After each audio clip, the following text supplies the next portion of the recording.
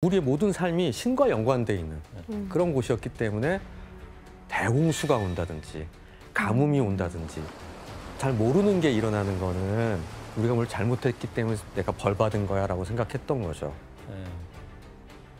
그리고 광기도 예외가 아니었죠. 좀 해결하는 것도 신을 통해서 해결해야 된다는 생각을 했어요. 그래서 광기를 치료하려면 어딜 갈까? 병원이 아니라 신전. 그렇죠.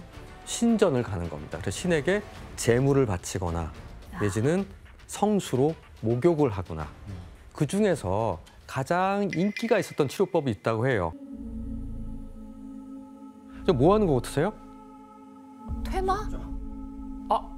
잠자리? 기 치료. 약간 최면. 비슷해요. 예, 최면. 자, 이거는 사원수면이란 치료법이라고 해요. 사원수면? 환자들이 신전에 가서 잠을 자는 겁니다. 그래서 사제들이 환자들의 꿈을 이제 해몽을 해줘요. 그리고 신에게 기도를 드리는 겁니다. 근데 왜 뱀을 불어놨지? 뱀이 어디 있어? 뱀이 있네? 여기 오른쪽에 뱀. 왜냐하면 치유의 신인 아스클레피우스의 상징이 뱀이었어요. 그래서 의사협회 이렇게 보시면 그 뱀 모양. 예, 맞습니다. 아, 맞다.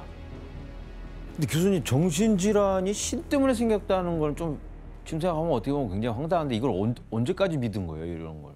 이런 고대 인식은 이후에 한 사건으로 인해서 더욱 널리 받아들여지게 됩니다. 사건이요?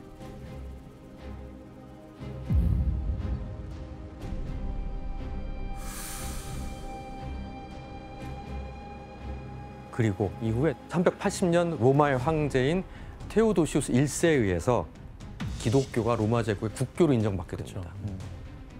심지어 12년 후에는 모든 이단을 금지하고 기독교만 유일교가 됐어요. 그런데 기독교에서는 이해할 수 없는 현상을 설명할 때 신과 악마의 영향력을 이용하는데 약간 미친 사람들, 이해할 수 없는 행동을 한 사람들 설명에 제일 좋은 게 악마에게 꼬임에 빠진 거다. 악령이 씌었다. 기독교의 힘이 절대적인 상황이 되자 광기는 아주 배척해야 될 존재로 여겨지게 되죠. 또 이걸 어떻게든 퇴치하는 게 정말 우리 신이 계신다, 존재한다라는 권능을 보여주는 가장 강력한 방법이라고 생각하게 된 겁니다. 그래서 광인들을 사제를 통해서 구마의식을 받게 하는 또 가장 흔하게는 산채로 남겨두면 안 된다. 왜냐면 이건 악령이니까 산채로 화용시켜야 된다. 화용이죠. 기독교적인 세계관을 자꾸 강해지는 그 시기가 될수록 광인에 대한 핍박은 잔혹할 수밖에 없었어요. 그때 떠오른 그 단어가 뭐죠? 마녀사냥. 그렇죠. 바로 중세시대에 이르면 광인들은 마녀로 몰리게 됩니다.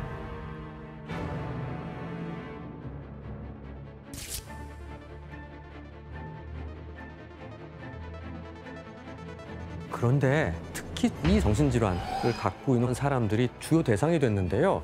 과연 어떤 질환일까요? 바로 나이가 들면 그렇죠. 지금은 치매가 오고 치매가 오면 아무래도 횡설수설하고 없는 얘기 하시고 맞아. 이런 것을 악마의 힘을 빌렸단 네가 왜 이렇게 오래 살아? 와, 치매 환자를 마녀로 몰았다고? 너무한 것 같은데. 그렇죠. 당시 실제로 스코틀랜드에 이런 일이 있었습니다. 자넷 혼이라는 여성이 악마랑 교합했다는 이유로 산채로 불태워진 사건이 있었어요. 아이고. 이 자넷은 평소에 노인성 치매 증상이 있었대요. 근데 너는 그렇다면 정상인인지 악마인지를 뭐로 시험을 했냐면 주기도문을 외워봐라. 에? 근데 치매가 있으니까 못하겠지. 그러니까 너는 그러면 악마야. 그래서 결정적인 마녀의 증거가 돼서 화형을 당했다고 합니다. 사람들은 당시에 우리는 정의로운 일을 하고 있다라고 생각할 수도 있는 거죠. 그러네. 또 마녀로 많이 몰린 질환이 한 가지 더 있는데요. 바로 지금 이름으로는 헌팅턴 병이란 병입니다. 뭐예요? 난 처음 들어요. 그러니까 나도 헌팅은 아는데 헌팅턴은 모르겠네. 이 병은 염색체 이상으로 발생하는 유전적 정신질환이에요. 초기에는 치매, 기억상실증 같은 증상을 보이는데 점점 신체 조절 능력까지 망가져서 몸이 저절로 경련을 하게 되죠. 근데 그 모습이 마치 춤을 추는 것 같이 보이기 때문에 무도병이라고 합니다. 무도병. 진짜 춤추는 것 같아요.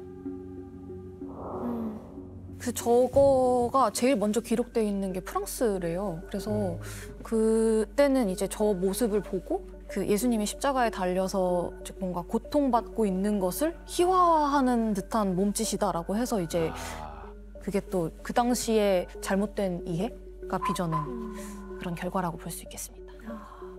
설미 씨, 그러면 당시에 저런 광인들에 대한 치료법은 없었나요? 한 예로 그 당시 이런 정신질환을 겪고 있는 사람들의 머릿속에 광기의 돌이 있었다고 사람들이 믿었다고 합니다. 에? 그래서 두개골에 구멍을 뚫고 광기의 돌을 빼내서 이런 정신질환을 치료하려고 와. 했던 썰이 있다. 저 뽑는 저분이 진짜 광인 같은데? 웃고 있어요. 그러니까요. 그러니까 사실 이 당시에는 어떤 특별한 치료 방법이 있었다고 볼 수 없죠.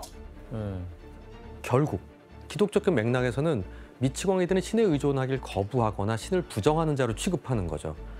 불운의 원인을 삼아서 귀신 들림 또는 마녀로 몰았던 겁니다.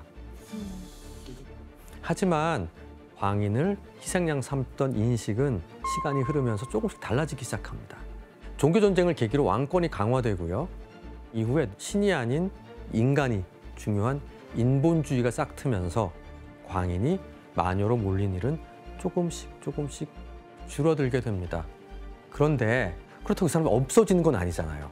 네. 그러니까 시대의 먹잇감을 점차 벗어나긴 했지만 이 사람들을 이제 케어하는 거는 가족과 마을의 몫이 됐어요. 그러니까 함께 지내는 거죠. 자, 그렇다면 달라진 분위기 속에서 이들에 대한 처우가 좀 좋아졌을까요? 숨길 것 같은데 오히려? 못 나오게 하고. 못 나오게 하고.